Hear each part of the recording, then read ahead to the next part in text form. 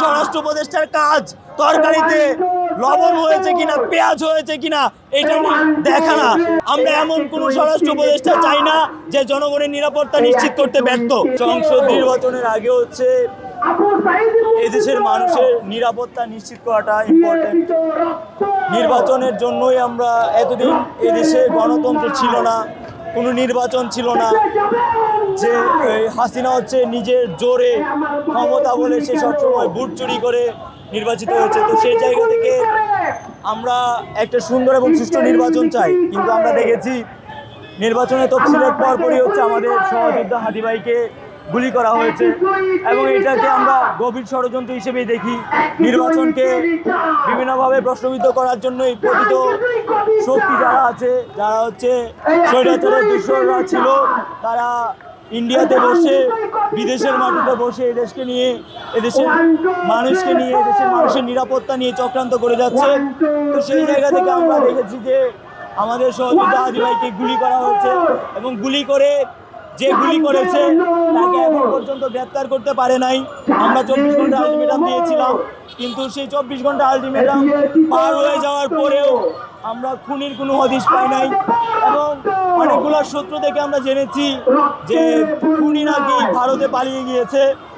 তো সেই জায়গা থেকে আমরা প্রশ্ন রাখতে চাই, কিভাবে একজনকে খুন করে, ঢাকার শহরে খুন করে, ঢাকার শহর থেকে বের হয়ে ভারতে পালায় যায়, সেটা আমরা মনে করি যে কোনো না কোনোভাবে এটার সাথে গভীর ষড়যন্ত্র জড়িয়ে আছে এবং এখানে পরিষ্কারভাবেই স্বরাষ্ট্র উপদেষ্টার ব্যর্থতা ফুটে ওঠে। কারণ আমরা এর আগেও স্বরাষ্ট্র উপদেষ্টার ব্যাপারে অনেকগুলো বিষয় আমরা কনসার্ন দিয়েছিলাম, আমরা স্বরাষ্ট্র উপদেষ্টার বিষয়ে কথা বলেছি, কিন্তু স্বরাষ্ট্র উপদেষ্টার কোনো কার্যক্রমে আমাদের কাছে মনে হয় নাই যে সে রিগ্রেট ফিল করে বা তার সেই জায়গাগুলোতে ডেভেলপমেন্ট করেছে। এবং আমরা দেখেছি ডক্টর ইউনূস যে হচ্ছে প্রধান উপদেষ্টা, তিনি এই ব্যাপারে নিশ্চুপ থেকেছেন, যার ফলশ্রুতিতে আমরা আমাদের হাদি ভাইকে আজকে মৃত্যুর সঙ্গে পাঞ্জা লড়তে হচ্ছে। আমরা এই জায়গা থেকে পরিষ্কারভাবেই বলতে চাই যে আমাদের এই দেশের মানুষের নিরাপত্তা সংকট রয়েছে, এই স্বরাষ্ট্র উপদেষ্টা নিরাপত্তা দিতে ব্যর্থ হয়েছে এবং এই ব্যর্থতার দায় নিয়ে তাকে পদত্যাগ করতে হবে।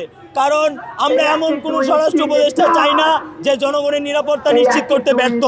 এই স্বরাষ্ট্র উপদেষ্টার কাজ তরকারিতে লবণ হয়েছে কিনা, পেঁয়াজ হয়েছে কিনা এটা দেখা না। স্বরাষ্ট্র উপদেষ্টার কাজ দেশের মানুষের নিরাপত্তা নিশ্চিত করা, আমাদের হাদি ভাইদের মতো যারা বিপ্লবী রয়েছে প্রত্যেকের নিরাপত্তা নিশ্চিত করা, সন্ত্রাসীদের গ্রেপ্তার করা।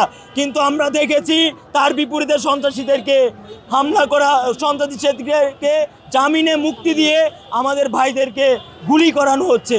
তো আমরা অবিলম্বে স্বরাষ্ট্র উপদেষ্টার পদত্যাগ চাই, আমরা জনদুর্ভোগ চাই না। তাই আমরা রাষ্ট্রের কাছে বলতে চাই, আপনার যত দ্রুত সম্ভব এটার বিরুদ্ধে ব্যবস্থা নেন, আমাদের দাবি মেনে নেন, আমরা রাস্তা ছেড়ে দিব।